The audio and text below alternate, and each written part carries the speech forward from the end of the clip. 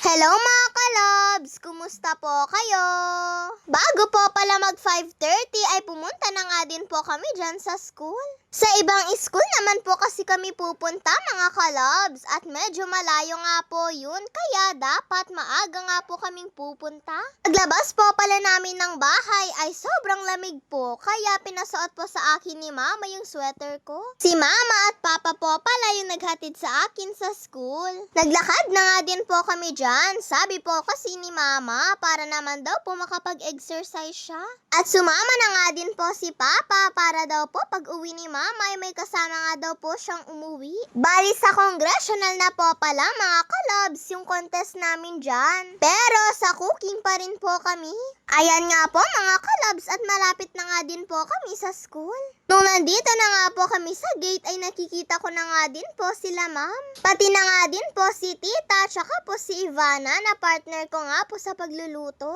At syempre nag-good morning naman po kami mga kalabs. Maya-maya ay dumating na nga din po si Yani. Kasama nga din po kasi namin siya. Pero iba nga po yung contest niya. Hinihintay na nga lang din po pala namin dito mga kalabs yung van na sasakyan namin. At dahil umaga nga po yung duty ni Papa John ay nagpaalam na nga din po sila kay ma'am. At nung dumating na nga din po pala yung van mga kalabs, eto nga at nakapwesto na nga din po kami.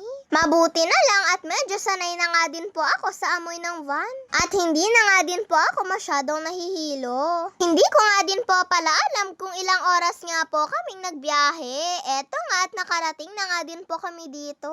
Eto nga po pala mga kalabs, yung school na pagkokontesan namin. At habang hindi pa nga po nag-uumpisa mga kalabs ay nag-ikot-ikot nga po muna kami nila Yani.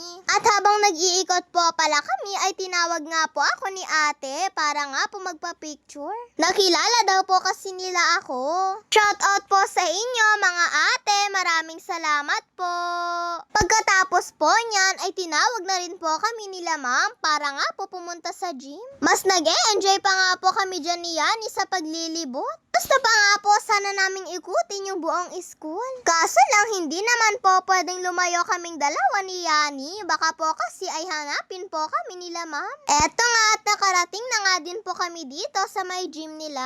Pumirma nga lang po sila ma'am dito sa gym at nanood nga lang din po kami saglit. Tapos sinabihan na nga din po kami ni ma'am na mag-ready na dahil magi-start na nga din daw po kami. Sinuot na nga din po pala namin eto pong apron at saka po yung hairnet namin. At fast forward na nga po tayo. Sa mga oras nga po na yan ay tapos na nga din po kaming nakapagluto. Hindi po pala kami nakapag-video habang nagluluto dahil hindi naman po kasi pwede mga kalabs. Pero sa mga oras nga po na naghihintay kami dyan ay iba na po talaga yung pakiramdam ko. Dahil alam ko nga pong hindi perfect yung pagkaluto namin sa manok. Pagkatapos nga po niyan ay tinawag na nga din po kami ng mga judge para nga po i-defend yung niluto namin. Hindi man lang po kasi nag-brown yung manok na niluto namin sa oven kahit paulit-ulit na nga po namin yung binalik. Hindi ko nga po kasi alam kung natanggal nga po yung saksakan ng oven namin o baka po na-loose lang. Kasi nga umiikot pa rin po yung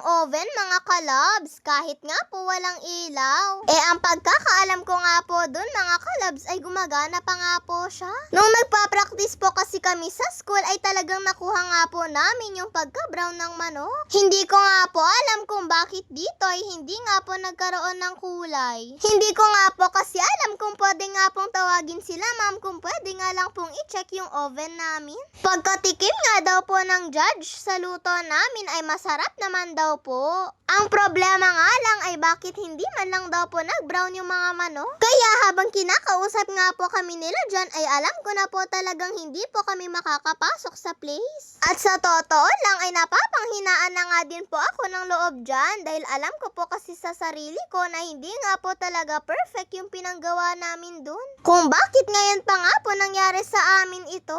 Nung nagpa-practice po kami sa school kahit wala nga po sila ma'am ay na-perfect pa rin naman po namin yung niluluto namin. Kaya hindi ko po talaga alam kung ano nga pong naging problema ng oven namin. Hindi na nga din po ako masyadong nakapagsalita magsalita sa mga judges dyan. Dahil hindi ko na rin po kasi alam kung ano nga po yung mga sasabihin ko. Kami nga po pala yung pinakahuling nag-defend. Dahil tapos na nga din po kasi yung mga ibang school na natanong ng judges. Pagkatapos po pala ng lahat mga kalabs ay pumunta na nga din po kami sa gym para nga po i-announce kung sino nga po yung mga nanalo.